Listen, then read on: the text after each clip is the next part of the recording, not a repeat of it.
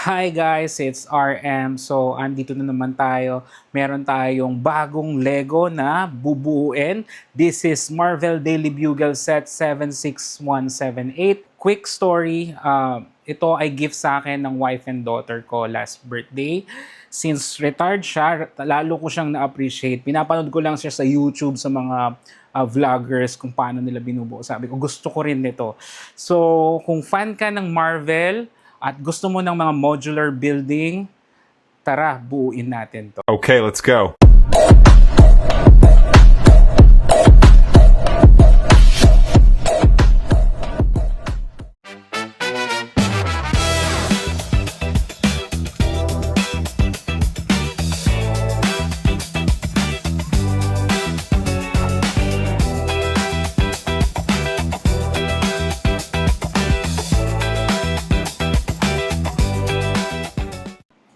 First impression ko, grabe. Ang ganda nitong set na to. Napakalaki niya. Ito yung Lego na pag nakita sa bahay mo, ang unang impression, bro, that is sick! Welcome to the Daily Bugle lobby. This floor feels like a real New York office entrance. You've got the waiting chairs, reception setup, and security checkpoint with elevator doors to set dressing. Next up is the newsroom. This is where the set really feels alive. You'll see multiple work desks with computers, paperwork everywhere, and even small office details like kitchenette and coffee setup.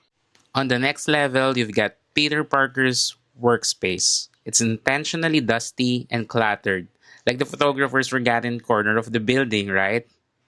And it has a lot of fun Easter egg for Marvel fans out there. This floor is all the Daily Bugle leadership. The room is filled with office-style details including cabinet decor like trophies and it really sells the publisher's floor's vibe. So ayun guys, sobrang solid nung experience natin dito sa Daily Bugle set and napakalaki niya. So I hope nag-enjoy kayo sa ating video. Pa-like and follow. Bye-bye!